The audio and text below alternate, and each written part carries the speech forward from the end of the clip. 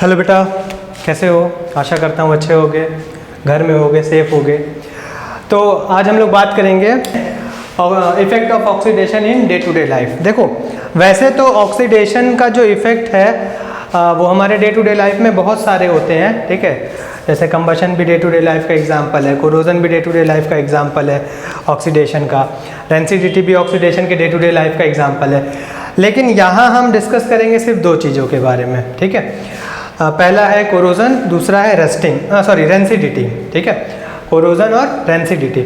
अब एक चीज़ समझना कि ये जो effect of oxidation in day to day life है, मतलब ऑक्सीजन के किसी भी चीज़ में जुड़ जाने से, ठीक है, क्या क्या इफ़ेक्ट होते हैं या क्या क्या हमें परेशानी होती है या क्या क्या हमारे नुकसान हो जाते हैं, ठीक है। उन सब चीज़ों के बारे में डिस्कस करेंगे। जो मेजर दो टॉपिक हैं हमारे पास वो है कोरोजन और रेंसिडिटी, ठीक है। तो effect of oxidation in day to day life का मतलब ये होता है कि हमारे नेचर में, इसको समझ लो पहले, हमारे नेचर में जो ऑक्सीजन है, आपके एटमॉस्फेयर में जो भी ऑक्सीजन है, ठीक है, वो नेचुरल ऑक्सीजन जो नेचर एयर में है हमारे, वो जब किसी मेटल के साथ रिएक्ट करती हैं, ठीक है, तो उसको हम कोरोजन कह देते हैं। या जब वो किसी फूड के साथ रिएक्ट कर जाती हैं तो उसको हम रेंसिडिटी कह देते हैं। इसीलिए इसको हम क्या कह रहे हैं, डे टू डे लाइफ, ठीक है, क्योंकि ये हमारे डे टू डे लाइफ में होता है। क्लियर है, बात समझ में आई? तो यहाँ पे पहला जो टॉपिक हमको पढ़ना है वो पढ़ना है कोरोजन, और दूसरा जो टॉपिक पढ़ना है वो हमको पढ़ना है रेंसिडिटी, ठीक है। अब एक बात समझना, कोरोजन यहाँ पे हमको बहुत थोड़ा सा पढ़ना है, ठीक है, क्योंकि कोरोजन जो थर्ड चैप्टर है हम लोगों का, मेटल है नॉन मेटल, ठीक है, वहाँ पे पूरी डिटेल से कोरोजन दिया हुआ है, तो वहीं पे हम इसको पूरी डिटेल से पढ़ेंगे। यहाँ हमारे पढ़ने का मकसद बस इतना सा है कि हम ऑक्सीडेशन के एग्जाम्पल देख सकें कि डे टू डे लाइफ में ऑक्सीडेशन का क्या क्या एग्जाम्पल है हमारे पास, क्या क्या इफेक्ट है हमारे पास, ठीक है। तो उस पर्पज से हम यहाँ पढ़ेंगे। बहुत थोड़ा है कोरोजन यहाँ पे, तो हम थोड़ा ही पढ़ेंगे। बाकी डिटेल में थर्ड चैप्टर में जब हम लोग पहुँचेंगे तो वहाँ पे हम लोग डिटेल से कोरोजन को डिस्कस करेंगे। वहाँ प्रिकॉशन भी पढ़ेंगे, वहाँ आयरन का कोरोजन भी पढ़ेंगे, जिंक का कोरोजन भी पढ़ेंगे, कॉपर का कोरोजन भी पढ़ेंगे। पूरा डिटेल से पढ़ेंगे क्या क्या प्रोसेस होते हैं कोरोजन से, प्रिकॉशन क्या क्या प्रिकॉशन लेते हैं कोरोजन से, ठीक है, या क्या क्या प्रोसेस या क्या क्या मेथड यूज़ करते हैं जिससे कोरोजन स्लो हो सके या रस्टिंग स्लो हो सके, ठीक है। तो यहाँ पे हम देखेंगे कि सिर्फ हमको डेफिनेशन पढ़नी है और रस्टिंग की डेफिनेशन पढ़नी है, रस्टिंग या कह सकते हो कि रस्टिंग के पूरे एग्जाम्पल्स पढ़ने हैं, ठीक है, रिएक्शंस पढ़नी है, बस यही सब चीज़ें पढ़नी है। इवन प्रिकॉशन भी हम यहाँ नहीं पढ़ेंगे, ठीक है, क्योंकि मैं अगर आपको प्रिकॉशन कुछ बताऊँगा भी, जैसे गैल्वेनाइजेशन बताऊँगा या एनोडिंग बताऊँगा, तो आपको समझ में नहीं आएगा क्योंकि वो थर्ड चैप्टर से ही रिलेट करेगा। तो यहाँ हम कोरोजन जो है बहुत लिमिटेड पढ़ेंगे, बाकी थर्ड चैप्टर में डिटेल से पढ़ेंगे।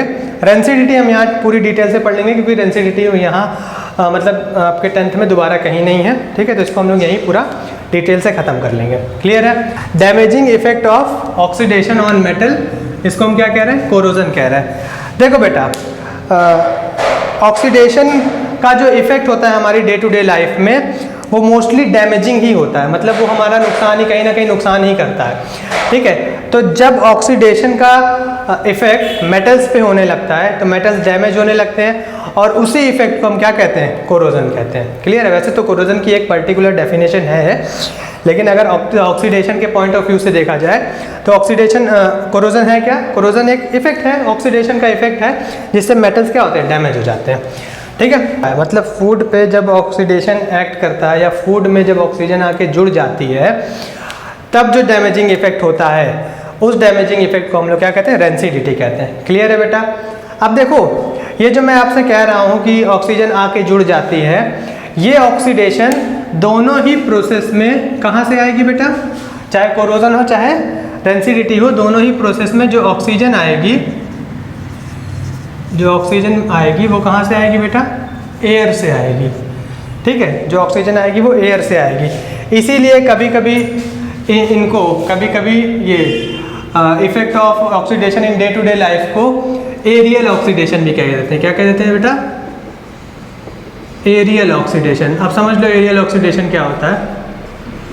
देखो, जब ऑक्सीडेशन करवाने के लिए या ऑक्सीडेशन होने के लिए हम जो ऑक्सीजन लेते हैं या जो ऑक्सीजन हमको मिलती है वो अगर सीधे एयर से आ रही है या एटमॉस्फेयर से आ रही है, एयर से आ रही है या एटमॉस्फेयर से आ रही है, तो उस ऑक्सीडेशन को हम क्या कहते हैं? Aerial oxidation.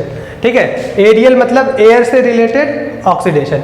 तो देखो फिर से एक बार समझो, एरियल ऑक्सीडेशन वो ऑक्सीडेशन प्रोसेस होता है जिसमें जो ऑक्सीजन हम लेते हैं या जो ऑक्सीजन हमको मिलती है वो एयर से मिलती है, डायरेक्टली नेचर से मिलती है, डायरेक्टली एटमॉस्फेयर से मिलती है, डायरेक्टली एयर से मिलती है। जैसे आप देखो कोरोजन के केस में देखो, ठीक है, आपने क्या किया, मान लो आपके पास एक मेटल है, सपोज करो आयरन। आयरन बहुत कॉमन एग्जांपल है इसलिए आयरन ले रहा है, ठीक है, वैसे और भी मेटल्स में कोरोजन होता है। मान लो आपने आयरन ले लिया, ठीक है, सपोज करो आपकी साइकिल है, ठीक है, अब आप उसको नहीं चलाते हो, अब आपके पास बाइक है, तो आप ले जाके साइकिल को कहीं खड़ी कर दोगे अपने घर के पीछे या कहीं भी जहाँ भी गैराज वगैरह आपका जो भी है, तो आप देखोगे कि साइकिल खड़ी है, एयर में मॉइस्चर होता है, ठीक है, एयर में मॉइस्चर होता है मतलब H2O होता है और एयर में ऑक्सीजन भी होती है।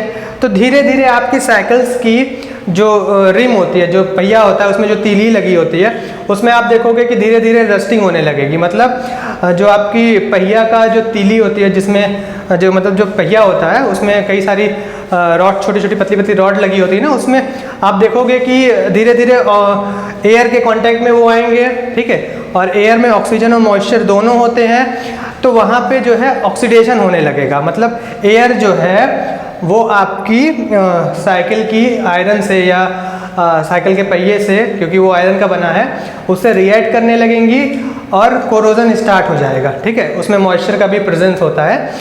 तो एयर ऑक्सीजन जो आ रही है, जो ऑक्सीजन आ रही है कोरोजन करवाने के लिए, वो कहाँ से आ रही है? वो एयर से आ रही है। वो कहाँ से आ रही है? एटमॉस्फेयर से आ रही है। तो ये वाला जो ऑक्सीडेशन कहलाएगा वो क्या कहलाएगा?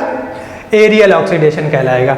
किसी भी ऑक्सीडेशन में, ऐसा समझो इसको, किसी भी ऑक्सीडेशन प्रोसेस में जब आपको ऑक्सीजन एयर या एटमॉस्फेयर से मिल रही हो, मतलब कोरोजन या डेंसिटी जब होती है तो ऑक्सीजन जो है वो एयर से मिलती है, ठीक है, ऑटोमेटिकली नेचर से मिलती है, तो ऐसे ऑक्सीडेशन प्रोसेस को हम एरियल ऑक्सीडेशन कह देते हैं। क्लियर है बेटा?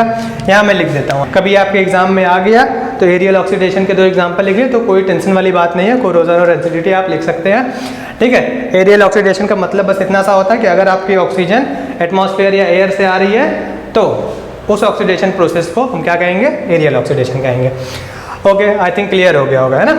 तो चलो अब अपने फर्स्ट टॉपिक पे आते हैं, कोरोजन पे, ठीक है। देखो पहले मैं टॉपिक लिख देता हूँ फिर आपको समझाता हूँ। कोरोजन देखो पहले समझ लो, है ना, फिर उसके बाद हम लोग जो है पढ़ाई करेंगे आगे, मतलब लिखेंगे। देखो कोरोजन क्या होता है आप समझो कि जब आपका मेटल, जैसे मान लो ये मेटल है, ठीक है, ये मेटल है, इसको मैंने ऐसे ही कहीं बाहर छोड़ दिया, ठीक है, और बाहर छोड़ दिया और ये लगातार 10 दिन, 15 दिन, हफ्ते भर, महीने भर, जैसा भी है, ठीक है, ये एयर के कांटेक्ट में आ रहा है, ठीक है, एयर के कांटेक्ट में आ रहा है, मॉइस्चर के कांटेक्ट में आ रहा है, क्योंकि एयर में मॉइस्चर भी होते हैं, ठीक है, एयर के अंदर मॉइस्चर भी होता है ना, और एयर के अंदर ऑक्सीजन भी होती है, तो ये मेटल जो है वो एयर के कांटेक्ट में भी आ रहा है, ऑक्सीजन के कांटेक्ट में भी आ रहा है, सॉरी मतलब एयर के कांटेक्ट में भी आ रहा है और मॉइस्चर के कांटेक्ट में भी आ रहा है, मतलब ऑक्सीजन के कांटेक्ट में भी आ रहा है और मॉइस्चर के कांटेक्ट में मतलब वाटर के कांटेक्ट में भी आ रहा है, ठीक है। तो धीरे धीरे क्या होगा, ये मेटल ऑक्सीजन और वाटर के साथ क्या करेगा?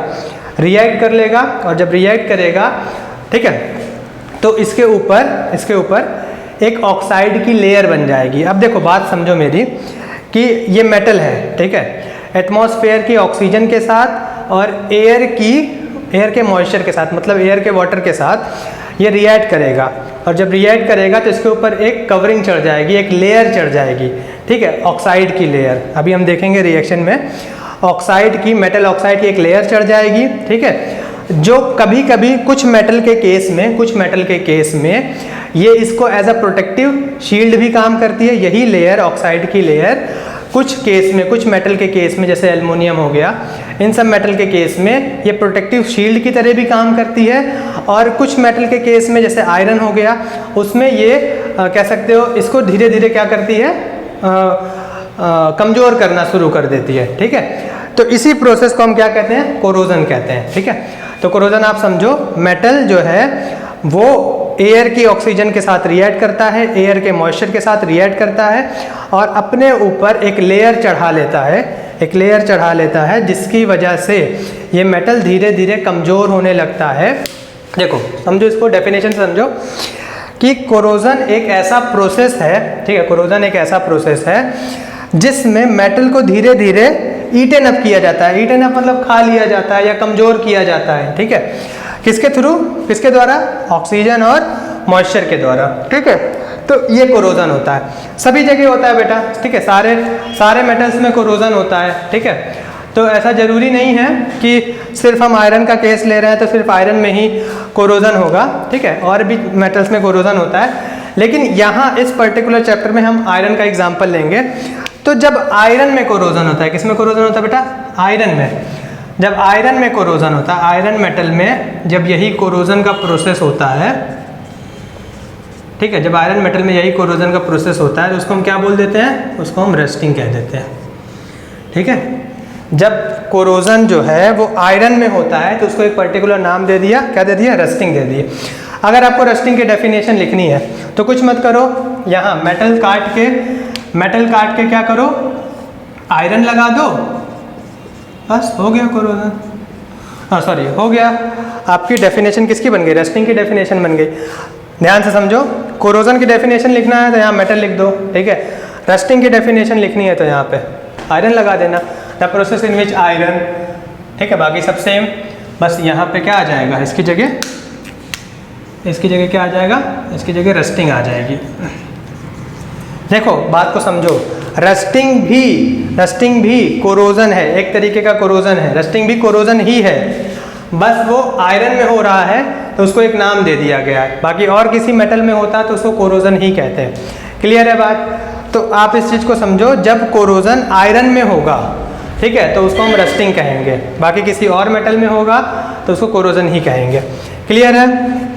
तो मुझे यहाँ पे कुछ लिखना है, चलो इतना पहले इतना नोट कर लो आप, ठीक है।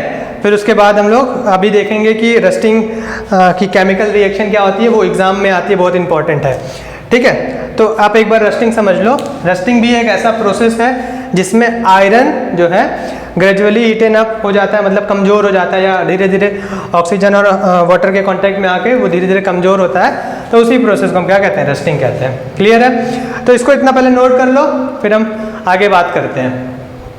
देखो बेटा, रस्टिंग का एग्जाम्पल आप लोगों ने देखा होगा अपने डे टू डे लाइफ में बहुत ज़्यादा। अगर आप लोगों के यहाँ कूलर वगैरह होगा, साइकिल वगैरह होगे, तो आप देखते हो कि धीरे धीरे आपके कूलर की जो नीचे वाला पोर्शन होता है जिसमें पानी भरते हो, ठीक है, जैसे पानी भरते हो तो टंकी बनी होती है ना, आप देखोगे कि वो धीरे धीरे कमज़ोर होने लगती है। नया लाओ तो एकदम अच्छी रहती है, ठीक है, इसीलिए उसमें पेंट वेंट करते हैं, लेकिन फिर भी कहीं ना कहीं उसमें पानी भरने से क्या होता है कि आपका जो कूलर का मेटल होता है वो लगातार घर के बाहर रखा होता है या घर के अंदर भी रखा होता है, तो भी एयर के कांटेक्ट में आ रहा है, उसके अंदर ऑलरेडी वाटर प्रेजेंट है, तो धीरे धीरे क्या होता है, आयरन जो है वो ऑक्सीजन और वाटर के साथ रिएक्ट करके रस्टिंग हो जाती है उसके अंदर, ठीक है, रस्टिंग होती है। तो जब रस्टिंग होती है तो रस्ट फॉर्म होता है, ठीक है, रस्टिंग के प्रोसेस से रस्ट का फॉर्मेशन होता है, ठीक है।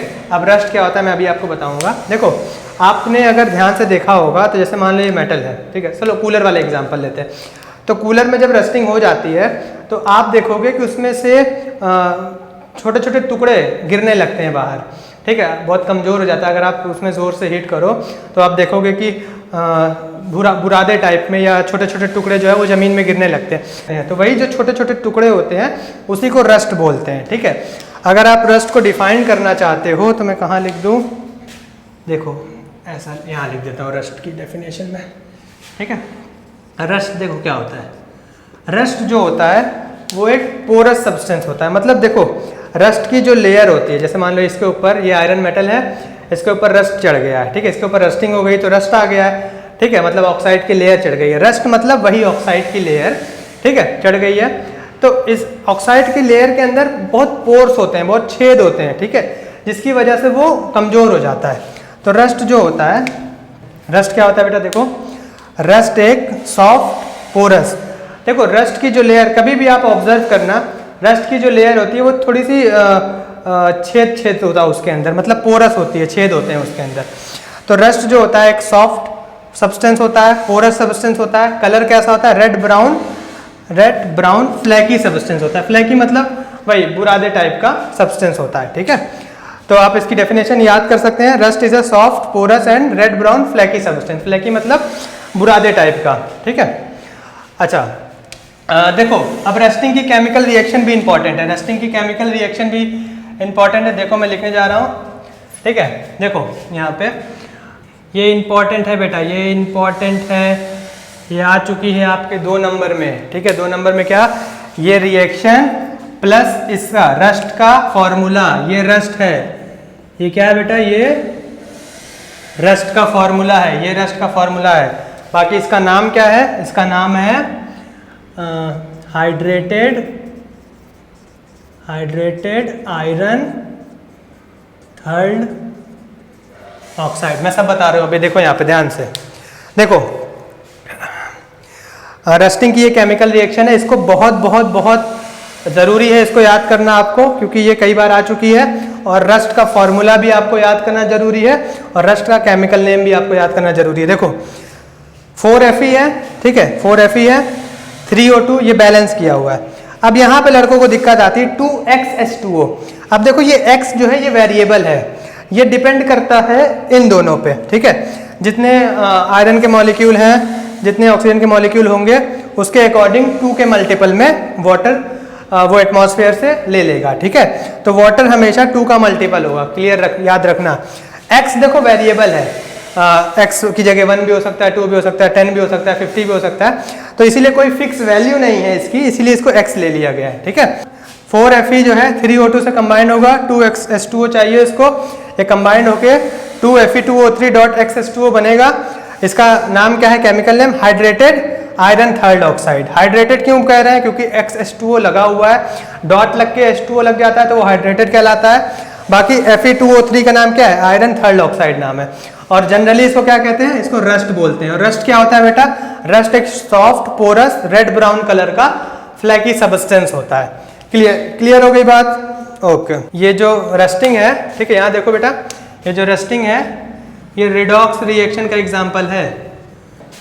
सपोज करो ये एक आयरन का पीस है, ठीक है, ये फ्रेश आयरन है, ठीक है। अब धीरे धीरे समय के साथ क्या हो रहा है, इसको आपने बाहर छोड़ दिया है और स्लोली जो है इसके ऊपर ऑक्सीजन और वाटर के साथ इसने कंबाइन कर लिया और इसके ऊपर रस्ट की एक लेयर चढ़ गई है। इसके ऊपर क्या हो रहा है, रस्ट की लेयर चढ़ गई है। अब ये चारों तरफ इसके रस्ट लग गया, ठीक है। अब थोड़ा सा फोर्स लगा है या किसी ने हिट किया या जोर से हवा चली तो क्या होगा कि ये जो सब्सटेंस है वो नीचे गिर जाएगा, ठीक है। और जो पहले आपका आयरन इतना बड़ा था, अब वो कितना बड़ा बच गया है, अब वो सिर्फ इतना बड़ा बच गया है, ठीक है। फिर अब फ्रेश आयरन सामने आ गया, क्योंकि जो कॉम्बिनेशन था वो तो नीचे गिर गया। अब नया आयरन एटमॉस्फेयर में एक्सपोज हो गया है। अब फिर यहाँ वही प्रोसेस होगी, क्या प्रोसेस होगी, फिर यहाँ पे ऑक्सीजन और वाटर के साथ कॉम्बिनेशन होगा, फिर ये रस्ट बनाएगा, फिर ये नीचे गिर जाएगा, फिर पहले से और कम आयरन बचेगा। तो इस तरह करके रस्टिंग क्या करती है, धीरे धीरे आयरन को ईटन अप कर लेती है, ठीक है, ईटन अप करती है या कोरोड करती है। ओके, तो देखो बेटा, हम यहाँ पे प्रिकॉशन के बारे में नहीं पढ़ रहे हैं, ठीक है।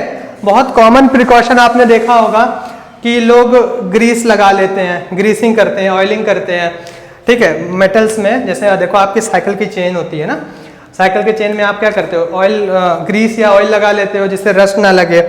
फिर पेंटिंग करते हो, अपने कूलरों में पेंट कर दोगे, अपने साइकिल्स में पेंट कर देते हो। तो पेंटिंग और ग्रीसिंग वगैरह से क्या होता है, आयरन की रस्टिंग जो है वो स्लो हो जाती है, ठीक है। तो इसलिए और भी प्रोसेस है जिससे रस्टिंग रुक सकती है, लेकिन वो उन प्रोसेस को हम अभी डिस्कस नहीं कर रहे हैं। क्यों नहीं डिस्कस कर रहे हैं, क्योंकि वो हमारा यहाँ पे टॉपिक नहीं है। क्लियर है। तो इस वाले चैप्टर में रस्टिंग मतलब कोरोजन से रिलेटेड इतना ही है, ठीक है, इससे ज़्यादा नहीं है, ठीक है। तो इतना काफ़ी है आपके लिए, इसको नोट कर लीजिए, ठीक है।